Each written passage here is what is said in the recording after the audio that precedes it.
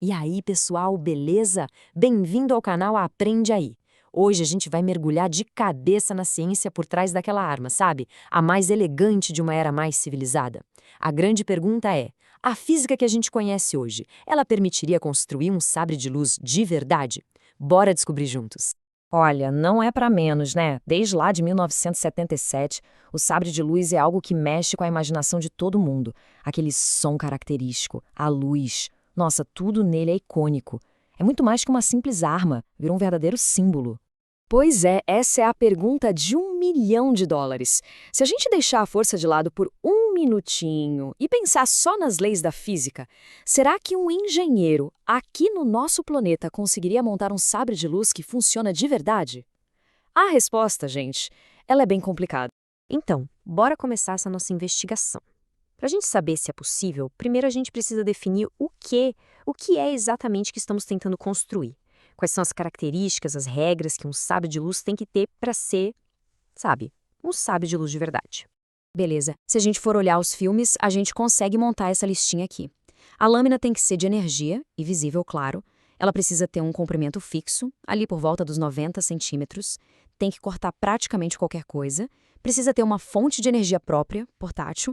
E, talvez o mais importante de tudo, tem que conseguir bater em outra lâmina, sabe? Bloquear um golpe. Qualquer tecnologia que a gente pensar tem que dar check em todos esses itens.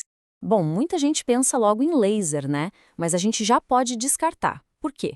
Porque um feixe de laser não para no meio do ar, do nada, e na maioria das vezes a gente nem consegue ver o feixe em si. Então a ciência aponta para um outro candidato, que parece muito mais promissor, o plasma. Só que é justamente aí que os problemas de verdade começam a aparecer. Mas afinal, o que é plasma? Pensa assim, é o quarto estado da matéria. É tipo um gás que foi superaquecido a ponto dos elétrons se soltarem dos átomos. É o que a gente vê nos raios, na superfície do Sol. E o mais legal, sim, plasma pode cortar metal. A gente usa tochas de plasma na indústria para isso o tempo todo. Parece perfeito, né? Bom, não tão rápido. É que, quando a gente tenta pegar essa ideia do plasma e transformar numa lâmina de sabre de luz, a gente dá de cara com 4 obstáculos. E não são obstáculos pequenos, não. São barreiras da física que, pelo menos com a tecnologia que a gente tem hoje, são simplesmente impossíveis de superar. O primeiro obstáculo é a contenção. Olha só que loucura essa comparação. Para a gente conseguir manter o plasma estável, usamos campos magnéticos gigantes em máquinas enormes como esses reatores tokamak. Estamos falando de um negócio com dezenas de metros, pesando 23 mil toneladas. Agora imagina pegar essa tecnologia toda, de um prédio inteiro, e espremer num cabinho de 25 centímetros. Isso não é só difícil, gente. É praticamente quebrar as leis da física. Aí vem o segundo problema, o comprimento fixo. A lâmina do sabre de luz, ela simplesmente para. Ela tem uma ponta. Mas o plasma não funciona assim. Ele é um gás, lembra? Ele vai se expandir para todo lado, a não ser que tenha algo segurando. Para a lâmina ter uma ponta, a gente precisaria de uma espécie de tampa magnética invisível flutuando no ar. E, sinceramente, a gente não faz a menor ideia de como criar uma coisa dessas. Agora, vamos falar de calor. Para conseguir cortar uma porta de aço grossa em segundos, que nem a gente vê nos filmes, a lâmina de plasma teria que estar numa temperatura de mais ou menos 20 mil graus Celsius. Para ter uma ideia, isso é mais de 3 vezes a temperatura da superfície do nosso Sol. É quente, muito quente.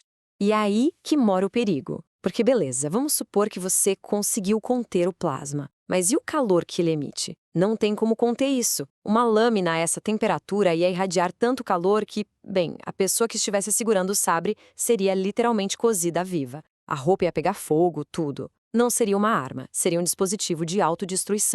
E o último obstáculo, a fonte de energia. Para manter um metro de plasma a 20 mil graus, a quantidade de energia necessária é absurda. É uma quantidade astronômica.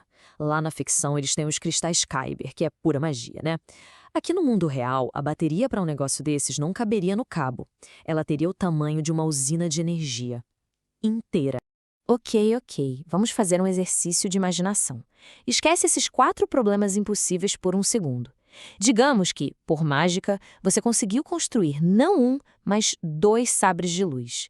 A pergunta agora é: o que aconteceria se eles se chocassem num duelo? A diferença entre a ficção e a realidade é gritante. Nos filmes, as lâminas batem uma na outra, fazem barulho, saem faíscas, como se fossem espadas de metal. Mas, na realidade, plasma é um gás, não é sólido. Então, o que aconteceria é que uma lâmina simplesmente atravessaria a outra, como fumaça, sem impacto, sem som, sem duelo. E, na verdade, a situação seria ainda pior do que isso. Porque antes mesmo do plasma de uma lâmina encostar no da outra, os campos magnéticos que estão segurando tudo no lugar iriam interagir. E essa interação causaria um fenômeno da física bem conhecido chamado reconexão magnética. E que é isso? Bom, em vez daquele clash estiloso do cinema, a reconexão magnética ia causar uma liberação de energia violenta, explosiva. Basicamente, o duelo ia terminar com um grande boom antes mesmo de começar. E provavelmente ia machucar feio os dois que estivessem duelando. Então, vamos lá. Depois de analisar o problema de conter o plasma, o comprimento da lâmina, o calor, a energia e até como seria um combate, qual é o nosso veredito final? Olha só essa tabela. Se a gente comparar o laser com o plasma até chega mais perto do que a gente quer. Ele tem uma lâmina visível, ele faz som, ele corta, o laser falha nisso.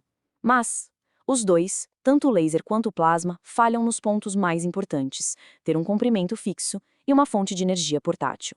E sem isso, não é um sabre de luz. Então, o veredito é bem claro, né? Com base em tudo que a gente sabe de física e engenharia hoje, o sabre de luz está firmemente no campo da ficção científica. Para construir um de verdade, a gente precisaria de avanços tão grandes em materiais, em energia, em campos magnéticos, que a gente está falando de coisas para daqui a séculos, talvez. Pelo menos, por enquanto. Mas isso tudo deixa a gente com uma pergunta bem legal para o futuro, né? A ficção científica tem esse poder de inspirar a ciência de verdade.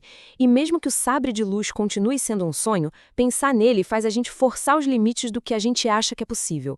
Então fica a pergunta, qual será a próxima grande tecnologia da ficção que vai virar realidade? Gostou de explorar essa ideia com a gente? Então já sabe, né? Deixa aquele like, se inscreve aqui no Aprende Aí e vem aprender com a gente. E claro, que a força esteja com você.